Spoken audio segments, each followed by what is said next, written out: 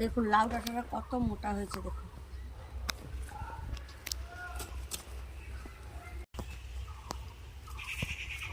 লাউ ডাঁটা দিয়ে ঝোল রান্না করা হয়।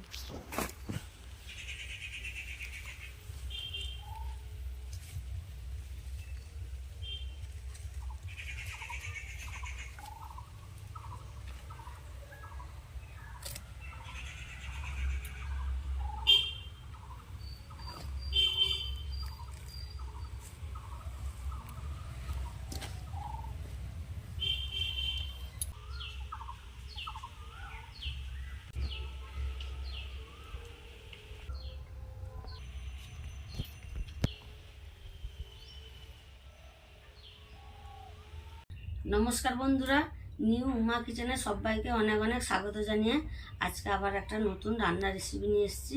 দেখুন আপনাদের ভালো লাগবে।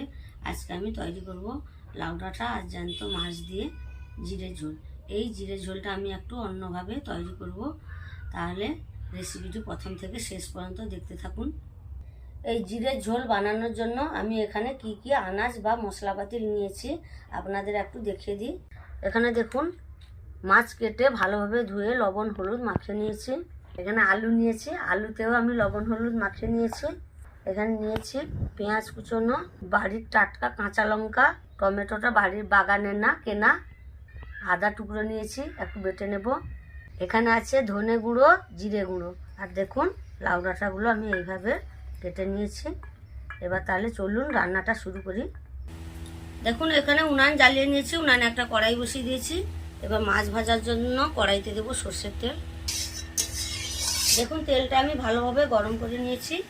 এবার আমি মাছগুলো ভেজে নেব।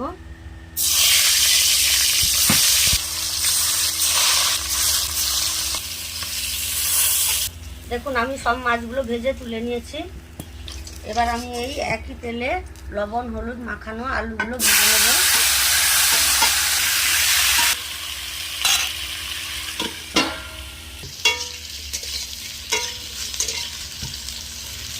আলুটা আমি ভেজে নিয়েছি, এবার আমি তুলে নেব।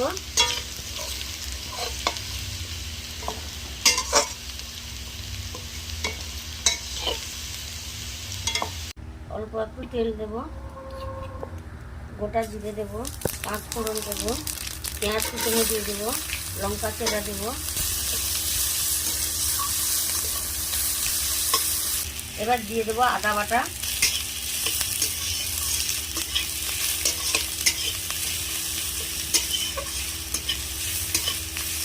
এবার দেবো টমেটো কুচনো,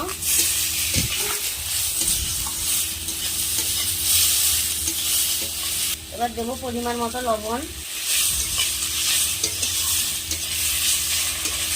এবার দেবো হলুদ গুঁড়ো, জিরে গুঁড়ো, ধনে গুঁড়ো দিয়ে দেবো, অল্প একটু জল দেবো।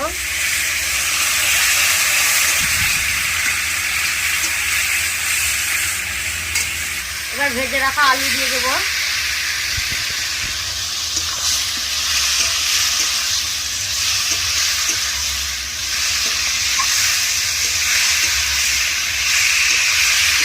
আলুটা একটু কষে নিয়েছি, এবার দিয়ে দেবো লাউ ডাঁটা।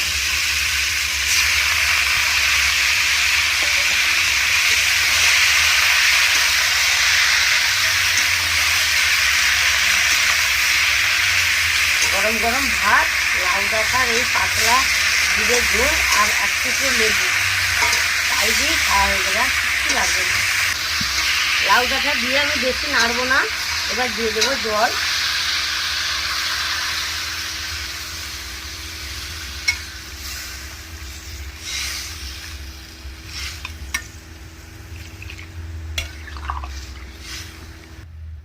চাপা দিয়ে দেবো।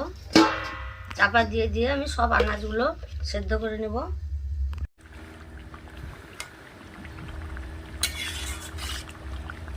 সব আনাজ সেদ্ধ হয়ে গেছে। এবার আমি ভেজে রাখা মাছগুলো দিয়ে দেবো।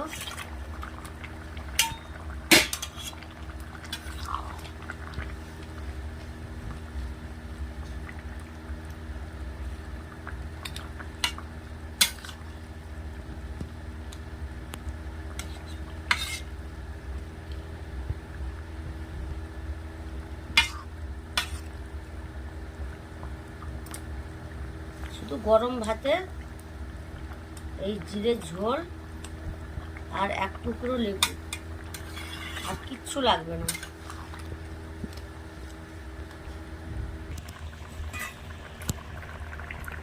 জিরের ঝোল কমপ্লিট।